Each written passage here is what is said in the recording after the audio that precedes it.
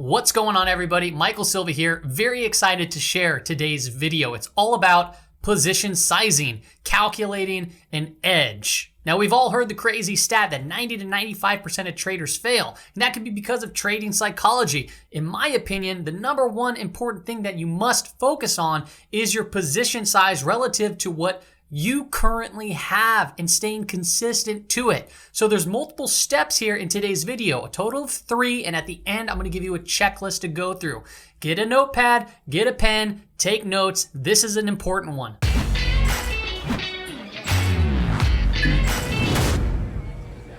All right, everybody, welcome to the computer. Look, there's 3 steps here that I'm gonna be going into. The first one is all about laying the foundation, and then we'll get into the other 2 steps here shortly thereafter.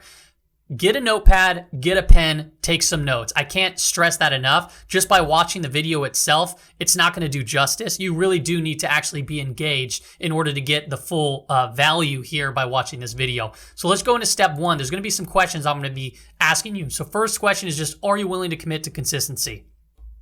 You might be thinking, oh gosh, this is one of those movies, it's pretty stupid. Hear me out. If you are not consistent with your position sizing and your trade plan, that means that it will lead to inconsistency, right? What's the opposite of consistency? It's inconsistency. So if you want consistent results, you need to commit to being disciplined in this process, okay? You need to commit to staying consistent with this strategy. So are you willing to do that? Yeah, you probably are. Okay. Then the next question is, what is your risk tolerance? I want you to start thinking about your risk tolerance. Are you very conservative, or do you have a high risk tolerance? This is important just to kind of understand where you stand currently, all right? Me, I am very conservative, all right? So I'm far down on the spectrum, but then there's people that do have a high risk tolerance, and we'll talk about, how you position size given your current tolerance. The next question, what is your net liquidation value? It's already getting complicated. What the heck does that mean? Look, it sounds complicated. It's not complicated. NLV, net liquidation value, it's the current value of all your holdings in your portfolio. Simply said, your trading portfolio is what we're focusing on. So if your trading portfolio has some shares and you're in some stocks, but you also have cash, what is the combined value of that? So in this example that we'll be going forward, I'm gonna say NLV, or your net liquidation value, is $100,000. If yours is $1,000, write it down, okay? Take note. Number 3, put your net liquidation value. Pause the video if you don't know it, all right? It's important because it's probably gonna be something like, with a bunch of ones and zeros, it's not gonna be a solid number like 100,000. It might be, or 10,000 or 1,000 or whatever the case is, but what is your net liquidation value for your trading account? And that's going to change throughout time, right? You might be putting more money into it. You might be taking money out of it. But what is it currently? What is your net liquidation value? Look at that up. Number 4, what is the max dollar amount that you're willing to lose in a single trade? Okay? What is the max amount of dollars that you're willing to lose given your current NLV, net liquidation value? Okay, so for me, for example, the example is $100,000. What am I willing to lose on one trade? One trade. Now, think about the type of trader that you want to be or that you are. Are you a long-term trader where you look at longer-term time frames on a chart? Are you a fundamental trader where you are investing in the long term? Or are you a day trader where you're scalping in and out very quickly? So think about those things. How much are you willing to lose in a single trade with that strategy? Then I want you to calculate what your percent of your portfolio is that.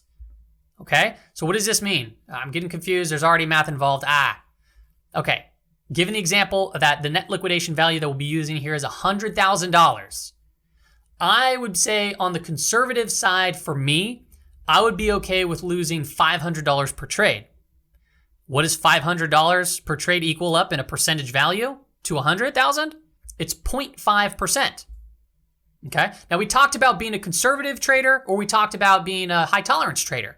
If you're a conservative trader, you're probably looking at 0.5% per trade.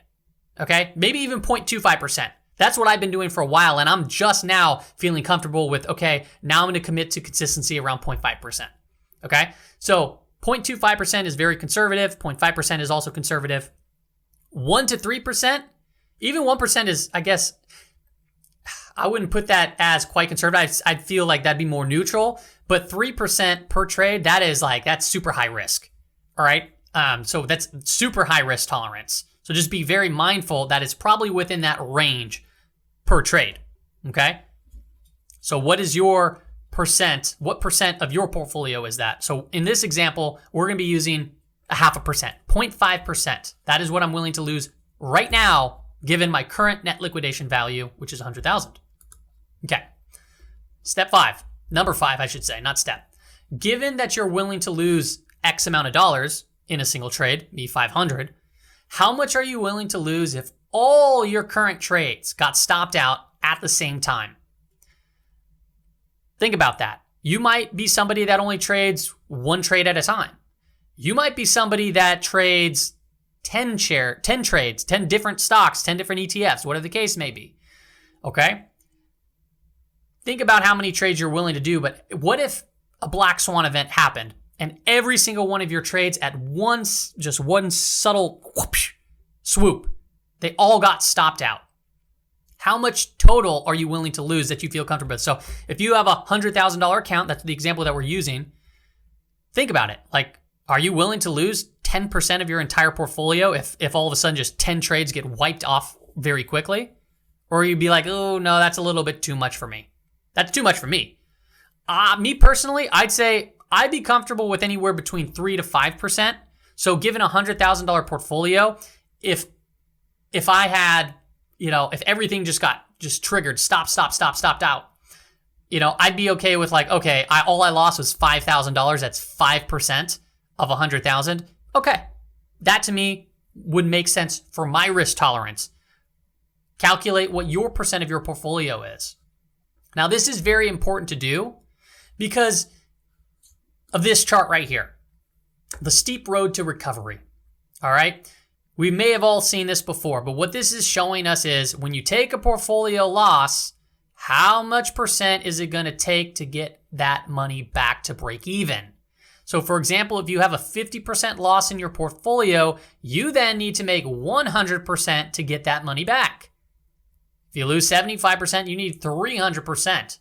That gets very, very difficult to do if you're taking big losses. However, on the other side of the spectrum, if you lose 5% of your portfolio, you can get it back by making 5%. If you lose 10% of your portfolio, it's only going to take 11%, and it's probably some change, it's rounded, to get back to break even. Okay? So keep your losses. What's this mean? Basically keeps your losses small and then let your winners win. We'll get into that. Okay, so you wrote down all these 5 things, all right? Are you willing to commit? Yes. Number 2, risk tolerance. In this example, I'm saying conservative. Net liquidation value. Have you written down your net liquidation value? I did. $100,000. Number 4, the max loss per trade for your current net liquidation value is $500. Okay? What does that mean? $500 equals what in percentage terms to 100,000? It means I'm willing to risk 0.5%. Okay? Given the current NLV. Now, what if you're like, I want 1%? What would that equal? Well, that'd be $1,000. Okay? We want to start thinking in terms of not dollars, but in units of risk. Okay? This helps with the psychology of trading so you're not stuck to how many dollars are going up and dollars are going down. You want to think about, okay, I only got 1 unit of risk on the table. I got 10 units of risk on the table. And that's all you need to worry about. It's a lot easier to control that and emotions when it comes to trading if you're focused on units of risk. Yeah. Okay, so keep moving. Find out what your percentage is. So max loss per trade, blah, blah, blah, and understand this number right here. So mine is going to be 0.5%.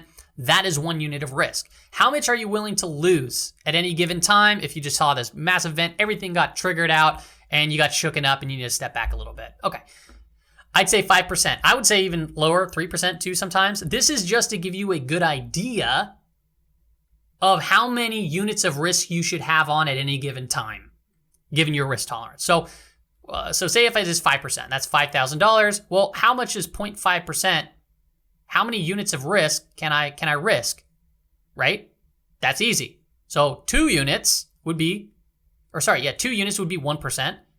If I'm willing to lose 5%, I would just go 2 times 5, right? 10 units of risk. So that means, and this is flexible given certain circumstances, you're only allowed in this circumstance to have 10 units of risk on the table, right? So if you're trading, you don't want to have more than 10 units of risk, because if you were to get stopped out of all positions, you would be losing that 5%, that $5,000, okay? Step 2. Step 2 is about creating your edge, all right? Positive trade expectancy. What? This is very important to know. It's always funny. Like, you'll hear some people, this is when you know you're talking to a good trader or not. If they ask you what your trade expectancy is, you can assure that they probably know what they're talking about, as long as they know what theirs is. If you hear somebody ask, like, okay, what's a good stock to pick? That's not a good question to ask, all right? So what they need to do is listen to this video and understand how to calculate a positive trade expectancy. What is that? What is a positive trade expectancy, and why do we need that, okay? I just pulled this. I'm not going to create my own definition. I pulled this from the Vantage Point website. Trading expectancy and how it works. So in simple terms, trading expectancy is a calculation that shows what the typical profit is for each trade placed. How many dollars are you going to make for each trade? Okay, on average. If it's negative, meaning a negative expectancy, the strategy that you're using, it is a losing strategy. If it's a positive, the strategy is a winner. Now, the calculation combines how many trades are typically won with the average loss on the losers and the average gain of the winners. I'm going to go over the calculation. I'm going to give you plenty of examples. This is where it gets very crazy and very important to pay just very close attention to, okay? I'll read this, I guess. While knowing the expectancy of a strategy is important, expectancy also highlights that there isn't just one way to make profit. A trader can lose almost all their trades, but if their wins are much bigger than their losses, they can still make good income.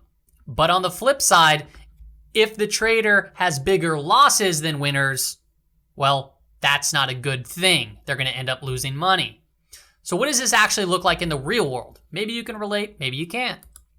Let's say we got a new trader, and the new trader is so focused on, hey, how many trades can I get right? They're talking about, yeah, dude, I got the last 8 out of 10 trades right.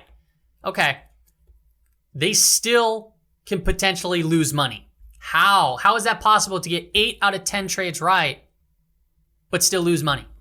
Well, their winners were very small comparatively to their 2 losers, right? So if people are just talking about, yeah, you know, he wins 6 out of 10 trades, that's not enough. Okay, in many cases, that's not enough. So don't focus on just how many trades you can get right. So if, like, for example, like 5 out of 10 trades right means you're going to break even? Absolutely not. That does not what that means. And we're going to get into how to calculate and give you an edge. Okay, so for a new trader, he's like, I'm focused on just getting as many wins as I can. 8 out of 10. I lost money. Meanwhile, you have a pro trader stepping in. What's that right there? Oh. Pro trader stepping in, and they only got 3 out of 10 trades right. And they're sitting there and they're like, I made money. I didn't make that much, but I'm still profitable. Now you might be thinking, okay, that is not true. It is. And I'll show you the math. And I'll show you what you need to do to have a risk to reward strategy, an edge, trade expectancy, to be able to make gains only getting 3 out of 10 correct. All right? So pro trader comes in, I only got 3 out of 10, and I made money. Woo! If you ever heard of Turtle Traders, right? Somebody recommended that book to me. I read that book. I listened to the audio book. They talk all about this. Okay, this isn't me making this up. This is Turtle Traders. This has been around for a long time. Position sizing is extremely important, okay? But the Turtle Traders, they would take so many losses, but their losses were very controlled. And they would let their winners win. So when they did win, they were big gains. So what does it all boil down to? It boils down to this. Cut your losers quick, let your winners win. Ta-da! It's really that simple. But it's not, especially if you're focused on the wrong things, right? Okay. All right, Mike. I get it. But how can I make money only with 3 with only 3 out of 10 winning trades. I wrote that right. How can I make money with only 3 out of 10 winning trades? Yeah, okay. Well, I'll show you. Here's the calculation for trade expectancy. You're going to be looking at this and you're like, oh God, that's a lot right there. Win percent times your average win size minus your loss percent times your average loss size. Okay? First off, we just said this. Mike, how can I win with 3 out of 10 trades? How can I be profitable only winning 3 out of 10 trades? Okay, so what is 3 out of 10? Well, that's 30%. All right, so we're halfway there, sort of.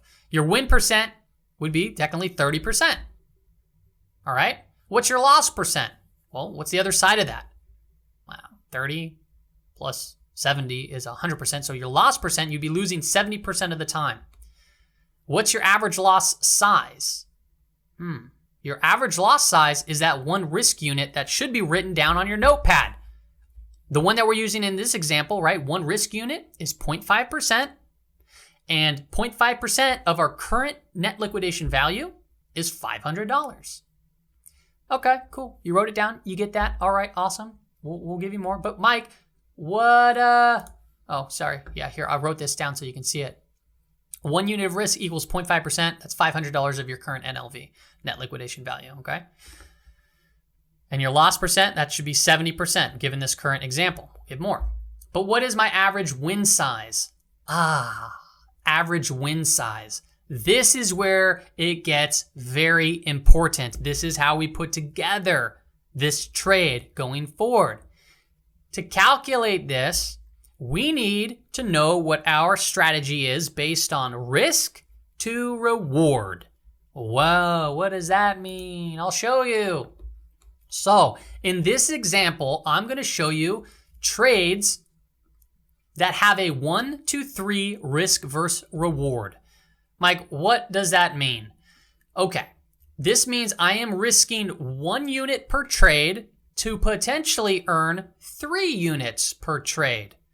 Okay, 1 risk unit is basically 0.5%. All right, what does that equal? Well, we've already wrote it down. It's $500. So every trade that I enter, I'm willing to risk $500 with my current NLV, net liquidation value, where it's at, which is just going to be stagnant 0.5%. So 0.5% is what I'm willing to risk. But given the trade, I think that I can earn 3 units given this risk to reward ratio. So I'm willing to risk $500 per trade to gain potentially $1,500. Ta-da! That is your average win size. Average win size is going to be $1,500 given this example and a 1 to 3 ratio. Now, your risk to reward ratio can be dramatically different. So what I want you to do here is calculate it different ways. Try it out with the 1 to 3 risk versus reward. A lot of traders, they'll do a 1 to 2. And even like some massive trend traders might go 1 to 5, 1 to 10. And that's going to dramatically change your trade expectancy. Okay? So I'm going to go 1 to 3. That's what I always use. When I set up a trade, I always look to see if I can earn at least 1 risk unit or risk 1 unit to potentially earn 3 units. But I want you to work with what's best for your trading style. It's flexible, but once you commit to it, you need to stay consistent. You can't change back and forth. Because if you do that and you're not consistent, you're going to have inconsistent results. Okay. So we said, Mike, how can I win? How can I make money? How can I be profitable if I only have a 30% win rate? Well, let's do the math. Okay. You're winning 30% of the time. And you're timesing that by your average dollar amount that you win. That's $1,500, right? $1,500. That's your average win. Okay. Where am I? Okay. Now your average loss percent, you're losing 70% of the time, and you're going to times that by 500. Why 500? Well, because 0.5% is $500. That is your average loss size currently right now, okay? So we're going to put this calculation in. What does that equal? 30% win rate. Well, this calculation, 30% times 1,500, that equals 450. 70% losing, you're gonna lose 70% of the time, and you're gonna times that by the average dollar amount that you're losing. That equals $350. You go 450 minus 350, that equals $100 per trade. There you go. That is a positive trade expectancy. So if somebody asks you which trade expectancy is, and you're using a 3-to-1 or 1-to-3 risk versus reward, okay, and you're doing the trades like this, your expectancy is $100 per trade. So what does that mean, Mike? That means if you take 100 trades, 70 of them are losers, 30 of them you get the full winning. What does that mean, given your current portfolio on this example? Well, okay, what is 100 times 100? 10,000. Whoa! So that means with only a 30% win rate and a $100,000 portfolio, I can make 10% with only 30% win rate? Yes, that's exactly what that means. Pretty crazy, right? What happens if you get a 40% win rate? Ooh. Well, 40% win rate times an average win of $1,500 equals $600. If you're losing 60% of the trades, you times that by your average loss, that's 500. That equals 300. Whoa. So a 40% win rate gives you $300 per trade? Yes, pretty crazy. So if you did 100 trades in a year and you got 40% of them correctly, you just added 30% to your portfolio, $30,000. It's pretty amazing. Let's do another example. What if you have a 55% win rate? That means you're winning more than half of the time. This is where it gets pretty crazy. So let's do the math. You take your win rate, times it by your average dollar gain. That equals 825. And we're going to subtract that from your loss rate, which is 45% here in this example. And you're going to times that by your average loss, which is 500. That equals 225. So you go 825 minus 225. It equals $600 per trade. So on average, if you have a 55% win rate, you're making $600 per trade. Whoa, what happens if you take 100 trades with that win rate? 100 trades with 55 winners, $600, right? Per trade on average, you're taking 100, $60,000. Say if you took 100 trades in a year, that's 60% gains. That's crazy. Now, it's important to note that you might want to be like, you might think that like, no, that's crazy. Like maybe I should just look at 2-to-1 or 1-to-2 risk versus reward, because maybe I won't be able to find these ones that go in my favor to get, risk 1 unit to potentially gain 3. Do the math. Do what works best for you. I highly recommend that. Okay? And like I said, also, you might be a long-term trader. You might be a short-term trader. You're going to have different numbers, so you're going to have to just plug it in. Now, what's very important with all of this is this slide. So what stays stagnant is your 1 unit of risk. 1 unit of risk in this example is 0.5%. Okay, so that stays the same. But what doesn't stay the same is your current NLV, your net liquidation value. Remember, the net liquidation value is your total shares that you got plus whatever cash you have in that trading account. So if you're starting to get winning trades, right here at 100,000, even 0.5% times your current NLV is $500. But what if all of a sudden you put more money in there and you start like you're just adding money to that investment account or whatever it might be, or you're just up? Well, look at what the risk unit equals then. You go 0.5%. What is 0.5% of $110,000? It's 550. So as you get more winners, your risk unit stays the same, but the dollar value, the value of that risk unit changes. And understand how that can mess with the psychology a little bit there. So that's why it's important to really just hone in on just a unit of risk. Focus on that. Now, this is where traders go awry. They'll take some trades, they'll win, and they're like, okay, I'm going to just all of a sudden increase the amount that I'm willing to risk. So they go from like 0.5% of a risk unit, which they're not even thinking in terms of risk unit, but they go all of a sudden to like 4 units. And then they take a loss, and then it starts moving down. And then to make up for that loss, they're like, well, okay, I'll just do 8 units, or I'll just do the same amount. And then all of a sudden you get this exponential drop in a portfolio. So it moves up, but then it tanks down. Be very careful of that. All right, that's how you blow up an account. So 0.5% per trade, this is one risk unit, 1 unit of risk, that stays the same either whether you're going up or you're going down. So what does that mean? It means that if you are on a losing streak, your units of risk become less valuable. So if you're down to 90,000, well, you're only risking $450 per trade. This allows you to mitigate losses, to slow that down. But on the flip side, it allows you to exponentially grow over time if your trade expectancy is positive. Cool, right? Let's get into step 3. Now we're going to talk about sizing the position, right? We already talked now about risk to reward. We're going to use examples. Don't worry about it, all right? That's not really what this video is about, but there's a whole video I can do on risk to reward where I can show you how to choose the right risk to reward. All right, so step 3 is all about sizing your position. How many shares should I buy? That's the question. Okay, how many shares should I buy? What makes sense given my current risk unit, right? It's very simple calculation.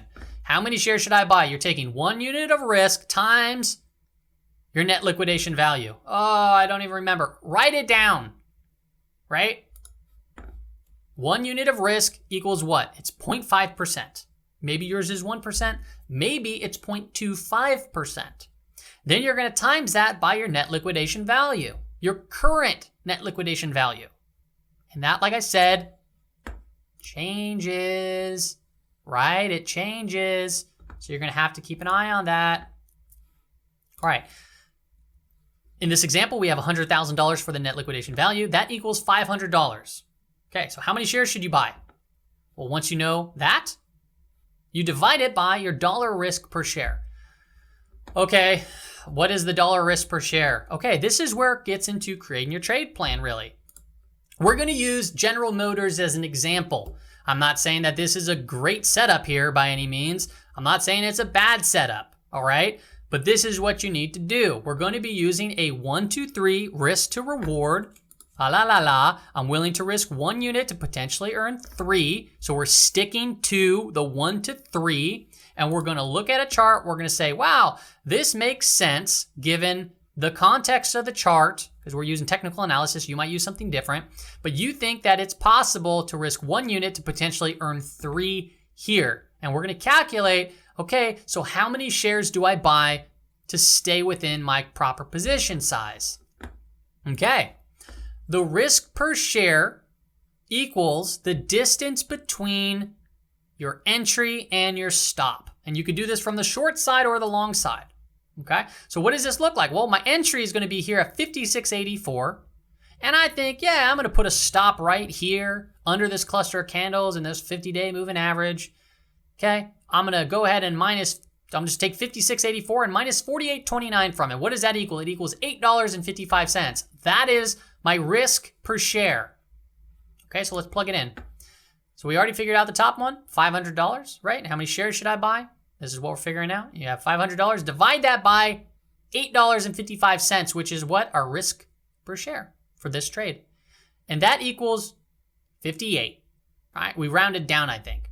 So 58 shares we're going to buy to play this position correctly. We are going to be buying 58 shares at $56.84 with a stop loss right there at 48.29. So if the trade goes down and we get stopped out, what do we lose? $500. What happens if the trade reaches to 82.49? What do we make? $1,500. It's as simple as that. Now you might be thinking, well, I want to stop up closer. Okay, well, move your stop up. That's up to you to decide. Sometimes you need to give it room to breathe. Maybe you want to give it a tighter stop. And what does that mean? Well, that means your target can be less. Because if you're only risking a smaller amount, 1 unit is this amount, well, what's that times 3, right? What is that times 3? Because you need to understand your target is going to be 3 units above your entry. 1 unit, 2 unit, 3 unit. The distance between here, that's 1 unit. And we want to get 3 units of a potential possibility. Okay? All right. That's pretty much all there is to it. So let's break down a checklist on how to size your positions going forward. So position size checklist. The first thing that you want to do is you want to plan out your stop loss, your target, and then your entry. Now there's a reason why I have it in this order. It's very important actually because you want to make sure that it makes sense from a risk to reward standpoint. So just let me give you an example here. Okay, I'm going to enter in right here, or you think that a good stop loss. So we look at the stop loss first, okay? And you think, okay, maybe actually below here. Nah, I like this cluster of candles here. There's a lot of volume there. I'm thinking that I'm going to put it under $50, and then you see the 50-day. You're like, okay, I'm going to give it just below that. Okay, 48.29, that sounds good to me. But where does this potentially can go for you? That's important to know, and that's going to be for another video. But basically, you come to the conclusion looking at this chart, and you say, okay, 82.49, that I think I can get there. Or wherever the case may be, given whatever you're measuring with, okay? Then you have to start focusing on your entry. Well, if that was really the case and you believe it can get to 82.49 and you believe your stop here, to make this make sense, to make this trade make sense, your entry has to be at 56.84 because that will calculate one risk unit to potentially earn 3, okay? Now, you might think that the stop loss would be better suited under here and your entry would be maybe above the 20-day moving average. Okay, well then do the math. Your 20-day moving average is at 58.38. Okay, cool. Or maybe it's a little bit, it's at 58.38. The stop loss would be below this candle. I don't know what that is. Let's call it just $51. So you do the math there. And then you think that a target could be just 3 units above that. All right, so make sure it makes sense. Which comes to number 2, the checklist. Do you believe that this trade has a quality 1-to-3 risk versus reward ratio? Do you actually believe it's a quality setup? That's important. Don't just put any trade out there just because you calculate a risk to reward and it actually doesn't make sense. And this is going to determine on how you trade. I like to use technical analysis. Other people like to use fundamental. Other people like to use quantitative analysis. Just make sure that if you are using a 1-to-3 risk to reward, that the trade actually makes sense, that you could go and gain 3 units. All right? The next step is to calculate your current dollar value of one risk unit. Okay. Whoa, walk me through that again. I don't remember. What is a current dollar value of one risk unit? Well, we've already decided that our risk unit is 0.5%. So in order to get the updated dollar value, right, one risk unit is 0.5%, you need to know what your current NLV is. And you just take that and you times it by whatever your current NLV is. So say if it's $110,000. Well, back to here, calculate the current dollar value of one risk unit. We know that that's 0.5%. You times it by that. That would equal, if our current net liquidation value is 110, that means $550. Okay? Now, the next one is you write that down and you say calculate the risk per share for this trade. Well, we just went over that. What is the risk per share per trade? It is the distance between your entry and your stop loss. Given this example, GM Motors, we think that this is a good setup. So the distance between $56.84 to your stop of $48.29, that's $8.55. Ta-da! So then you calculate how many shares do you buy for this trade. That's how you position. And how do you get to that? Well, you take one risk unit, the value of one risk unit, and you divide that by your risk per share. What does that look like? You take your $500 or $550, whatever your net liquidation value is, and you divide that by $8.55, which is the distance between your stop loss and your entry, or your entry and your stop loss. Okay? And there you have it. It's really as simple as that. And you can stay to this strategy, and you got to stay consistent. That's the most important part. Something to note too is you might be thinking like, okay, Mike, well, can I put on multiple trades? Yeah, that's why we discussed at the beginning of the video what percent of portfolio is that if you were to lose like just a straight up, pretty large amount. So we said 5%. So I can have 10 units of risk at any given time given this strategy. Okay, so yeah, you can have multiple trades on at a time, but just focus on how many units of risk you're willing to allow yourself to lose any given moment. Okay? And that's all I got for you on today's video. I hope this helps. I hope this really keeps you consistent in your position sizing, and you can use this strategy when it comes to your portfolio. You don't need to be a master stock picker. All you need to do is let your winners win and cut your losers quick. See you later.